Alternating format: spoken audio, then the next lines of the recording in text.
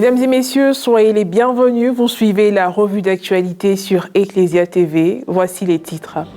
La rencontre nationale du renouveau charismatique catholique de Côte d'Ivoire s'est officiellement ouverte le mardi 22 août dernier à Bingerville par une messe présidée par le révérend père Émile Kélignon, secrétaire général adjoint de la Conférence des évêques catholiques de Côte d'Ivoire, et concélébrée par le révérend père Éric Narcisse Zounon, aumônier national du renouveau charismatique catholique, en présence des aumôniers diocésains et paroissiaux. Et puis retour sur la 10e édition du Forum Jeune du renouveau charismatique catholique du diocèse de Grand-Bassam. Événement spirituel au cours duquel les participants ont reçu plusieurs enseignements, dont celui conduit par le révérend père Emmanuel Bayala. C'était autour du thème principal « Jeûne, c'est dans la conversion et le calme que se trouve ta force et ton salut ». Le mardi 22 août dernier a eu lieu la messe d'ouverture officielle de la rencontre nationale 2022 du renouveau charismatique catholique de Côte d'Ivoire à la Sablière de Bingerville. Elle a été présidée par le révérend père Émile Kélignon, secrétaire général adjoint de la Conférence des évêques catholiques de Côte d'Ivoire, et concélébrée par le révérend père Éric Narcisse Zounon, aumônier national du renouveau charismatique catholique, en présence des aumôniers diocésains et paroissiaux. On fait le point avec Morel Possy. En marche vers le jubilé d'or, maintenons la flamme de l'évangile pour bâtir dans l'unité un renouveau charismatique fort et autonome. Tel est le thème de la rencontre nationale 2022 du renouveau charismatique catholique de Côte d'Ivoire qui s'est officiellement ouverte par une messe le mardi 22 août dernier à la Sablière de Bingerville et se poursuit jusqu'au samedi 27 août prochain. Elle vise à proposer une formation humaine, spirituelle, intellectuelle et ecclésiale à toutes celles et à tous ceux qui s'engagent à servir l'Église dans ce monde à travers le renouveau charismatique catholique avec une attitude les plus justifiées qui soit. L'enjeu est de permettre à notre identité croyante de s'approfondir dans une fidélité à notre vocation tous les jours jusqu'à la fin de notre vie.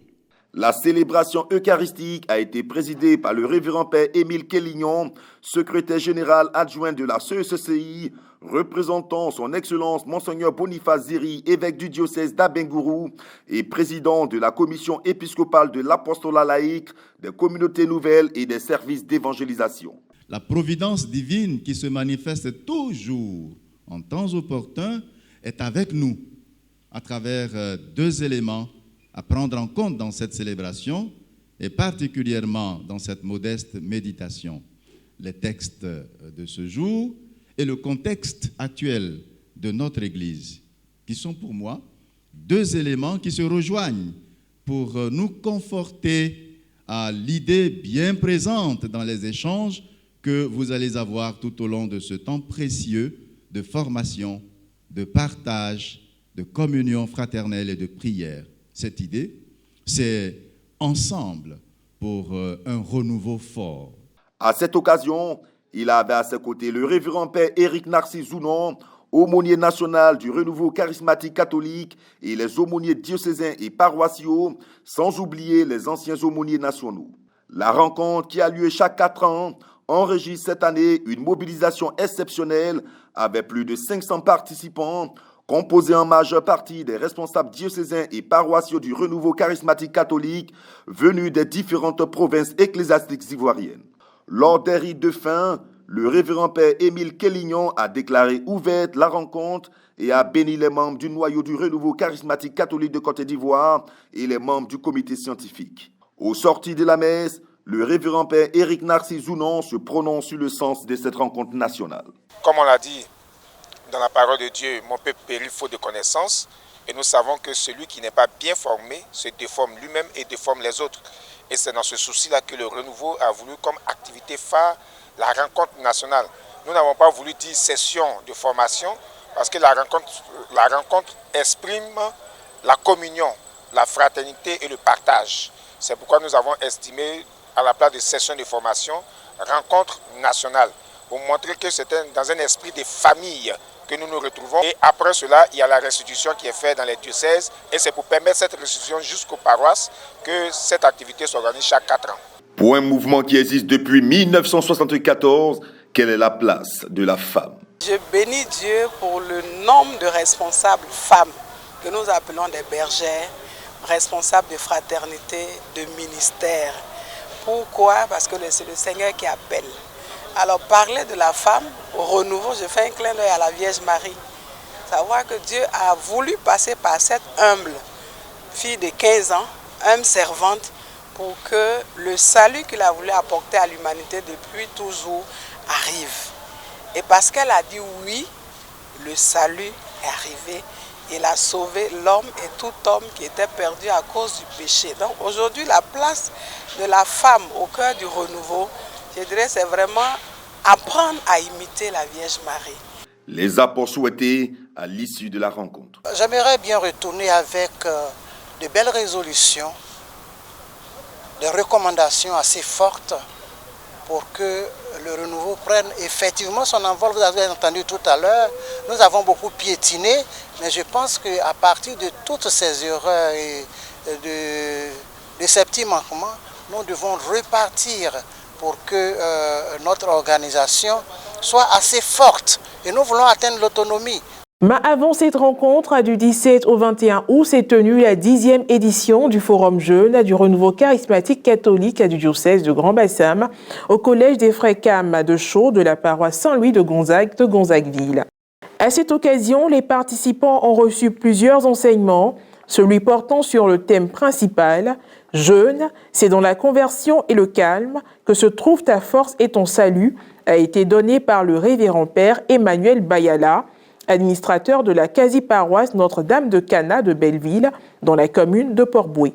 Le calme et la conversion, pour être chrétien, c'est avoir pour repère Jésus-Christ de Nazareth et savoir choisir ses amis. Un chrétien doit savoir choisir ses amis. C'est quand tu sais que tu es bien converti que tu peux aller dans n'importe quoi parce que tu te dis que tu es fort, tu peux faire sortir quelqu'un. Mais toi-même, tu n'es pas équilibré.